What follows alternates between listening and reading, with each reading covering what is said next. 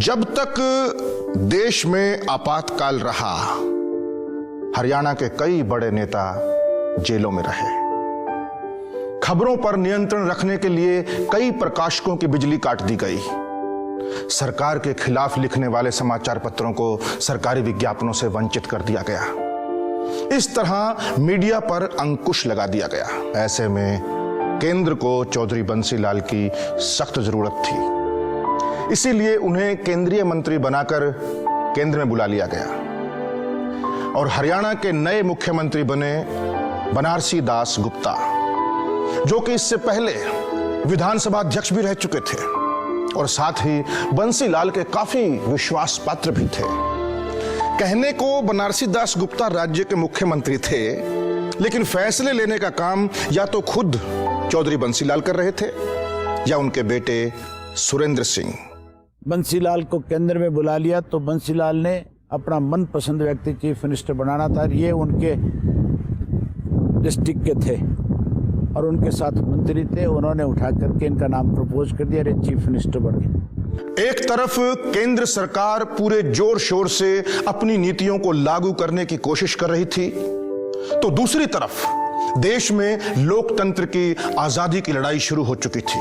शायद श्रीमती इंदिरा गांधी को आशा थी कि बिखरा हुआ विपक्ष एक बार फिर कांग्रेस से मात खा जाएगा। इसी विश्वास के साथ उन्होंने 1977 में आम चुनावों की घोषणा कर दी, जिनसे संजय गांधी बिल्कुल खुश नहीं थे। इधर चुनावों की घोषणा हुई और उधर जेलों में एक साथ बंद विरोधी नेता मिलकर चुनाव लड़ने की योजना बनाने लगे। क्यों नहीं हम मिलकर एक पार्टी बना लेते हैं और हम सब मिलकर जनता के सामने चलते हैं। जब हम जेल में एक साथ रह सकते हैं, एक साथ मिलकर सरकार क्यों नहीं चला सकते? ये बिल्कुल सही बात है। चलिए हम सब मिलकर जनता के सामने चलते हैं और हमारी पार्टी का नाम होगा जनता पार्टी।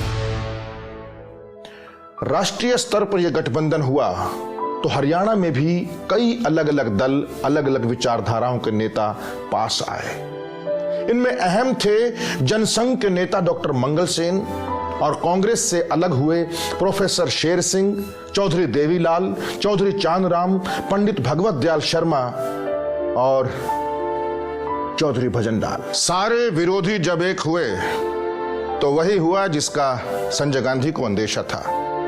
1977 में हुए आम चुनावों में जनता पार्टी की भारी जीत हुई और पहली बार देश में गैर कांग्रेसी पार्टी सत्ता में आई। नई सरकार ने आते ही देश भर में कई राज्य सरकारों को बर्खास्त करके वहां चुनाव कराने की घोषणा कर दी। इसी के साथ हरियाणा में भी बनारसी दास गुप्ता के शासन का अंत हो गया। चौधरी देवीलाल के रूप में राज्य को एक ऐसा मुख्यमंत्री मिला था जो नाम जनता में पहले से ही कई अच्छे कामों के लिए लोकप्रिय था। चौधरी देवीलाल ने चंडीगढ़ में राज्य के सर्वोच्च पद की शपथ ली तो पूरे हरियाणा में जनता ने खुशी के गीत गाए। मुख्यमंत्री बनते ही चौधरी देवीलाल अपनी योजनाओं को लागू करने में लग गए। गरीब हरिजन की बेटी की शादी में कोई दिक्कत और कठिनाई ना आ जाए, इसलिए 5100 रुपए कन्यादान के रूप में चौधरी देवीलाल ने उस वक्त में दिए। किसान के खेत के साथ सटा हुआ जो सरकारी दरख्त था, जिसकी वजह से उसकी आधी फसल मर जाती थी, उन्होंने उसका आधा हिस्सा किसान को जाए। ये कानून बना दिया था कि जिस दिन ये पेड़ कटेगा, इस पेड़ की जो कीमत होगी उसकी आधी कीमत किसान को मिलेगी। मैं दादरी जाने लग रहा था, वो चीफ मिनिस्टर थे, वो आने लग रहे। मैं कांग्रेस प्रेसिडेंट था।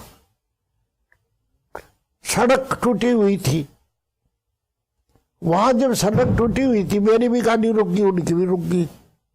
मैंने उनको नमस्ते किया, मेरी तरफ नहीं देखा। औरतें जो पत्थर फोड़ रही थी वो खड़ी हो गई। एक औरत का बड़ा पेट था, उसके पास पहुंचे, जाके उसके सर पर हाथ रख के कहने लगे, बेटा कितने दिन का बच्चा है पेट में? बोला जी 8 महीने का। दूध मिलता है? ना जी। रोटी क्या खाते हो? सूखी। जब मेरे को बोला, ओ कांग्रेसी इंदिरा, ये तेरा वोट है, मेरा नहीं है। 40 साल तुमने इसकी वोट पर राज किया है, तुम इसको एक पाव दूध नहीं दे इसके 8 महीने का बच्चा पेट में। कला बेटे मैं चंडीगढ़ शाम को पहुंचूंगा, कल पहले ही तेरे जापे का इंतजाम करूंगा। जाते फैसला कर दिया गरीब की बेटी का बच्चा हो 300 रुपये भेजो। वो दुख तलाश करता रहता था लोगों में, किसको क्या तकलीफ है। भले ही विधानसभा के बाहर चौधरी देवीलाल के समर्थकों की कोई कमी नहीं थी, लेकिन पार्टी में कई गुट जरूर बन चुके थे। इधर केंद्र में मोरारजी देसाई की सरकार गिर गई और उसकी जगह कांग्रेस के समर्थन से चौधरी चरण सिंह प्रधानमंत्री बन गए। शुरू में तो चौधरी देवीलाल के चौधरी चरण सिंह से काफी अच्छे रिश्ते थे, लेकिन बाद में वो भी बिगड़ गए और चौधरी देवीलाल की जगह भजन लाल ने ले ली। और यहीं से हरियाणा में ही नहीं पूरे देश में राजनीति का एक नया अध्याय जुड़ गया, और ये अध्याय था जोड़ तोड़ का, जिसमें चौधरी भजन लाल मास्टर थे। चौधरी भजन लाल ने राज्य में सभी असंतुष्ट विधायकों को इकट्ठा किया और चौधरी देवीलाल के खिलाफ लामबंद विधायकों की संख्या करीब 40 तक जा पहुंची। इतने विधायक सरकार को हिलाने के लिए काफी थे, लेकिन अभी भी कोई सीधे तौर पर चौधरी देवीलाल की सरकार से हाथ खींचने को तैयार नहीं था। लेकिन अब उन्हें यह मौका भी मिल गया। मुझे तो आपके इरादे ठीक नहीं लग रहे। इरादे भी ठीक है और मौका तो इससे अच्छा मिलने वाला नहीं है। अब ये साहब तो देश भर को निकल जाएंगे और हम भी विधानसभा जाके क्या करेंगे। अब जिस दिन विधानसभा में वोटिंग होगी हम भी कहीं घूम के निकल जाएंगे। पर इससे तो सरकार ही गिर जाएगी। तो तुम और क्या चाहते हो? और विधानसभा में चौधरी देवीलाल की सरकार गिर गई और उनकी जगह अब चौधरी भजन लाल मुख्यमंत्री बन गए थे। चोट भले ही ठीक हो जाए, लेकिन अपनों के दिए दर्द की टीस नहीं जाती। भजन लाल के हाथों मात खाने के बाद चौधरी देवीलाल को भी अपनी कमजोरी का एहसास हुआ, तो उन्होंने किसानों के हित का नारा दिया और चौधरी छोटू राम के बनाए मंच को फिर से जिंदा करने में लग गए। हम अजगर यानी हरिजन, मुस्लिम, अहीर, जाट, गुज्जर और राजपूत, जिसकी वजह से जल्दी ही चौधरी देवीलाल एक बार फिर अपनी खोई हुई ताकत पाने में कामयाब हो गए। लेकिन अभी तक भजन लाल भी काफी आगे आ चुके थे। देश नए चुनावों के दरवाजे पर आकर खड़ा हो गया और लोकसभा के इन चुनावों के बाद कांग्रेस एक बार फिर से पावर में आ गई। चौधरी भजन लाल वक्त के साथ अपनी नीतियां बदलना तो जानते ही थे, राजनीति में भी वो कब कौन सी चाल चल देंगे इसका अंदाजा भी सिर्फ भजन लाल ही लगा सकते थे। भजन लाल इस बार दूसरी ही चाल चल चुके थे। चौधरी साहब, दिल्ली की सरकार सदमे में पड़ गई होगी और सोच रही होगी कि सरकार तो दिल्ली में हमारी है और लोक दल से ज्यादा विधायक हमारे जीतते हैं, और सबसे बड़ी बात ये कि जोड़ तोड़ का मास्टर उनकी गैल है। फिर देवीलाल कैसे बाजी मार गया? वो सब तो ठीक है, पर प्राइवेट करवाइए। 12 घंटे हो गए हैं, रेडियो पे कोई खबर क्यों नहीं आ रही? चौधरी साहब खुशखबरी सुनने को बेताब है। अब ना खबर आती तो ना सही, सीधी शपथ की तो खबर आएगी ना, वो तो कोई ना रोक सके। चुप करो, बुलेटिन शुरू हो रहा है।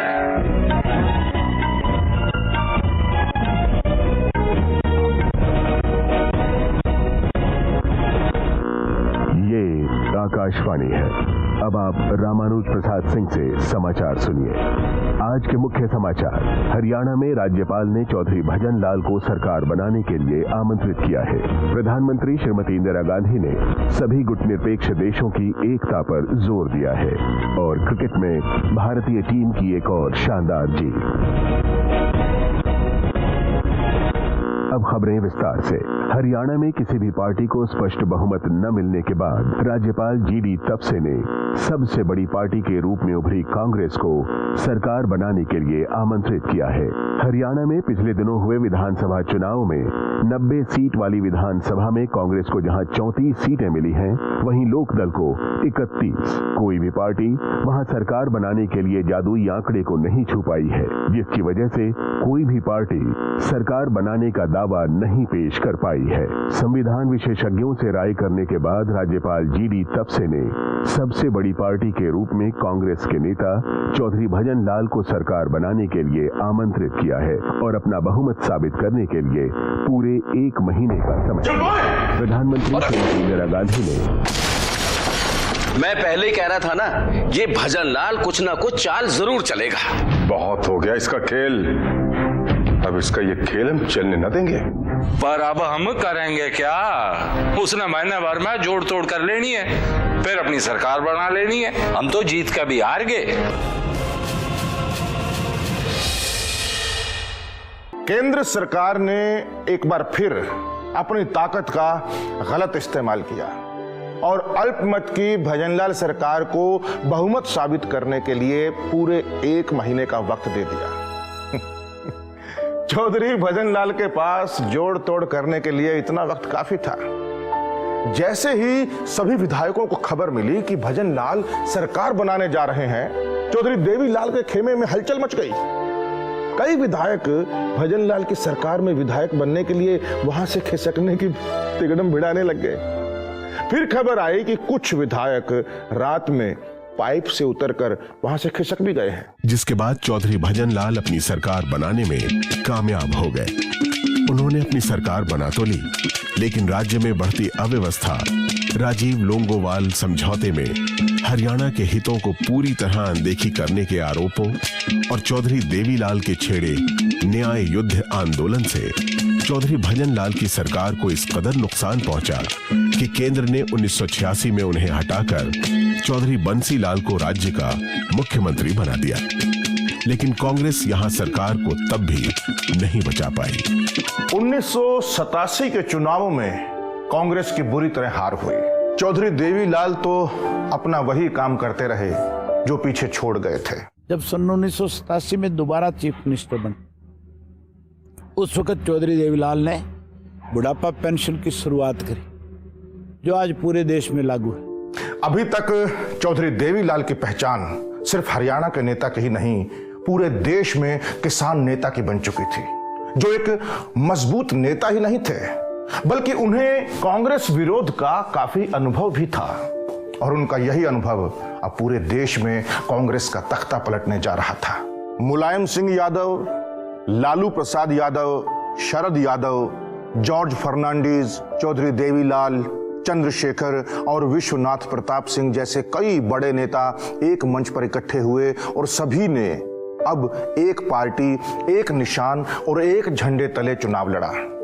चौधरी देवीलाल ने अपने प्रभाव वाले हर क्षेत्र में विश्वनाथ प्रताप सिंह के नाम पर वोट मांगे।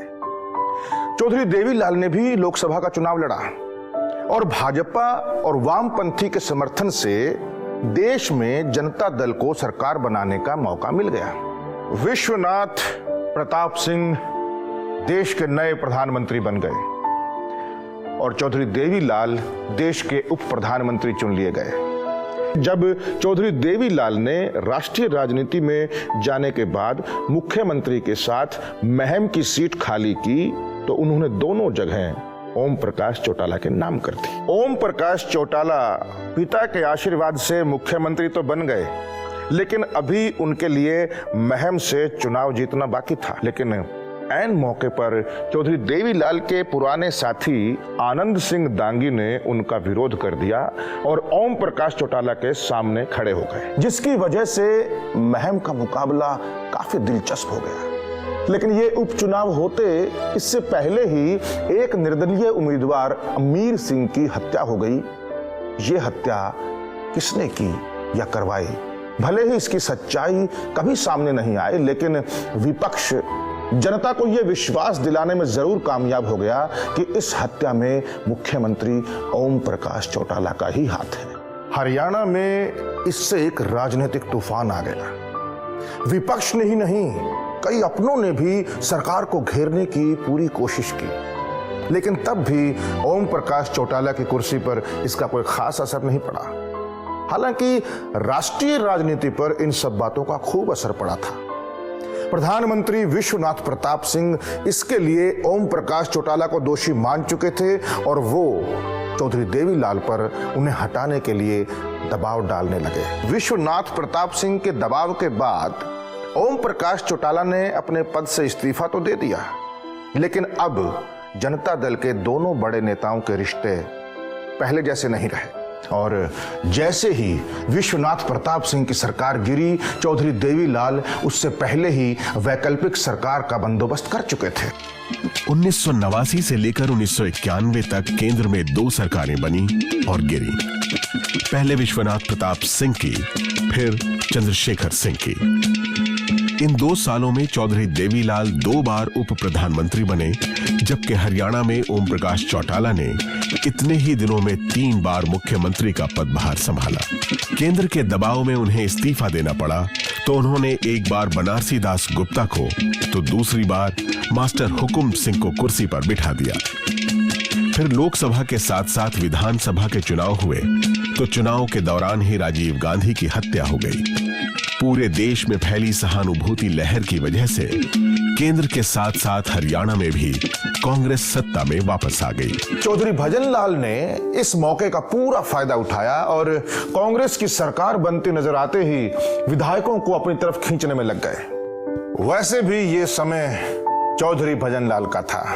प्रधानमंत्री नरसिम्हा राव के काल में चौधरी भजनलाल को न सिर्फ खुलकर हरियाणा पर राज करने का मौका मिल गया, बल्कि देश की राजनीति में उनका कद और भी बढ़ गया। 1996 के बाद चौधरी बंसीलाल एक बार फिर हरियाणा के राजनीतिक परिदृश्य में वापस आ गए। उनकी पार्टी हरियाणा विकास पार्टी ने पहले भाजपा फिर कांग्रेस के समर्थन से अपनी सरकार बनाई। इस बार कुछ ऐसा हुआ कि हरियाणा विकास पार्टी से सिर्फ जनता का ही नहीं बल्कि उससे जुड़े नेताओं का भी मोह भंग हो गया। नतीजा, एक तरफ चौधरी बंसीलाल का सितारा डूबने लगा और दूसरी तरफ चौधरी ओम प्रकाश चौटाला सूरज बनकर चमकने लगे।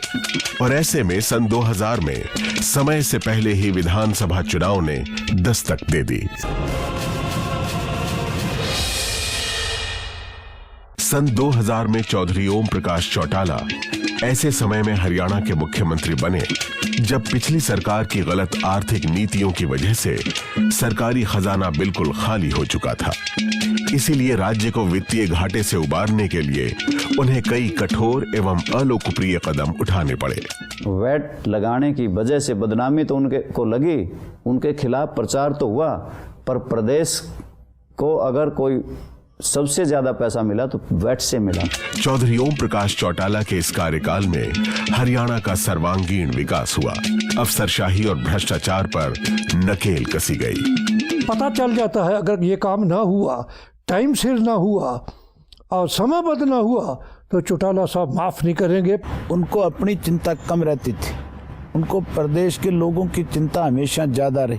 लोगों ने कहा वेट हटा दो, बोला नहीं, हम अपने वोट के लिए फाइनेंशियल नुकसान नहीं करेंगे स्टेट को। लेकिन जब 2005 में विधानसभा चुनाव हुए तो विकास कार्यों और ग्रामीण जनता में अपनी मजबूत पकड़ के बावजूद इंडियन नेशनल लोक दल की मुट्ठी से जीत फिसल गई।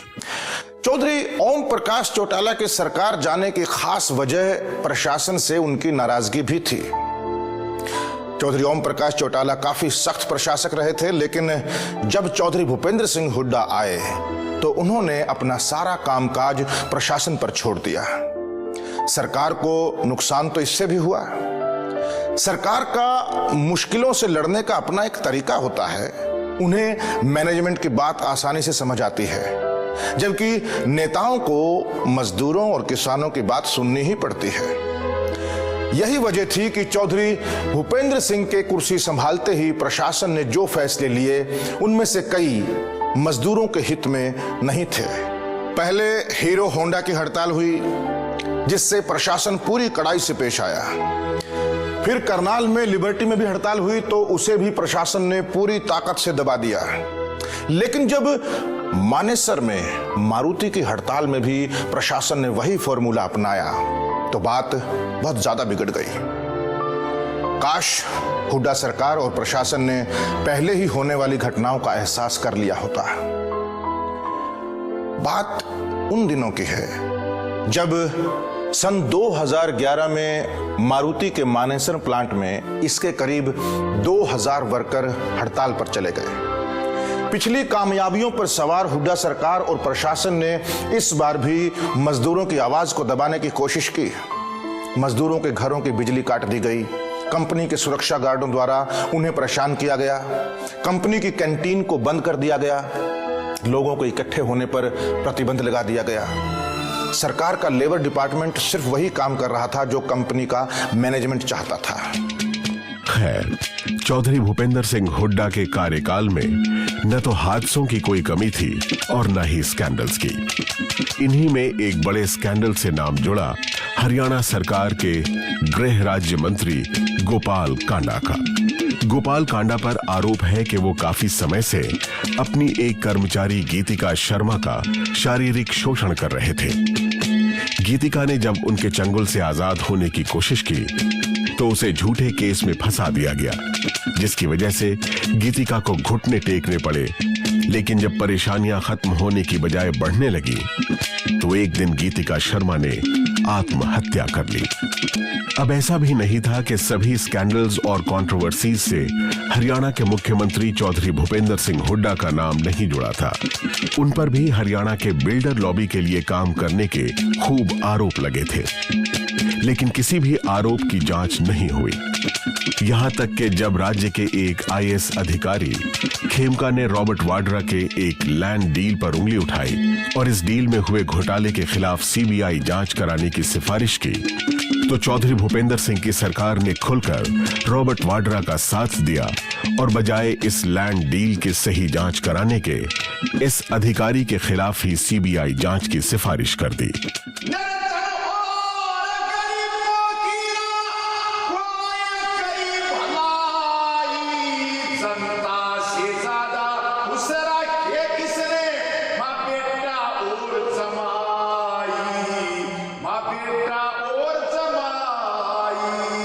उनके कार्यकाल में उनके विरोधियों और खास तौर पर चौटाला परिवार के साथ जो हुआ उसके पीछे हरियाणा के एक वर्ग को चौधरी भूपेंद्र सिंह हुड्डा का दिमाग ही नजर आता है। इसके अलावा हरियाणा में जूनियर बेसिक टीचर की अवैध नौकरी का केस पहले से ही चल रहा था। इस केस में पहले न चौटाला परिवार के किसी सदस्य का नाम था और न ही इंडियन नेशनल लोक दल से जुड़े किसी भी बड़े नेता का।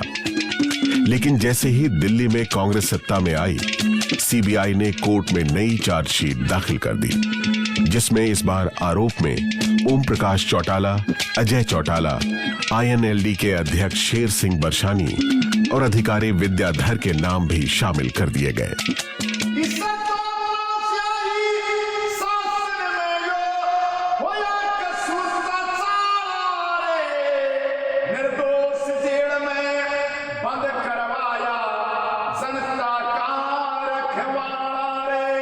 हमने नौकरी दी थी, हमने कोई गुनाह नहीं किया। हम तो एक षड्यंत्र के तहत आज एक सजा भुगत रहे हैं। हमें ऊपरी अदालतों पे पूरा भरोसा है कि हमें बहुत जल्दी न्याय मिलेगा। आने वाले दिनों में विधानसभा के चुनाव होने हैं। सवाल ये उठता है कि किसकी बनेगी अगली सरकार। हरियाणा की राजनीति जो है वो बहुत ही करवटें बदलती हैं और हरियाणा के वोटर जो हैं आमतौर पे, जैसे लोहिया जी कहते थे ना, रोटी को पलटते रहना चाहिए तो अच्छी सीखती है, तो हरियाणा के वोटर भी उसमें विश्वास करते हैं कि दल को बदलते रहना चाहिए। और कौन बनेगा हरियाणा का अगला मुख्यमंत्री? जो भी चीफ मिनिस्टर बने उसको एक ही संदेश देना चाहता हूँ कि मैसेज बन जाए, दे मस्ट फॉलो देवीलाल, समझा? मैसेज बन लेना, क्योंकि किताबों में आप इतना नहीं पढ़ सकते जितना मैसेज में जाके पढ़ सकते।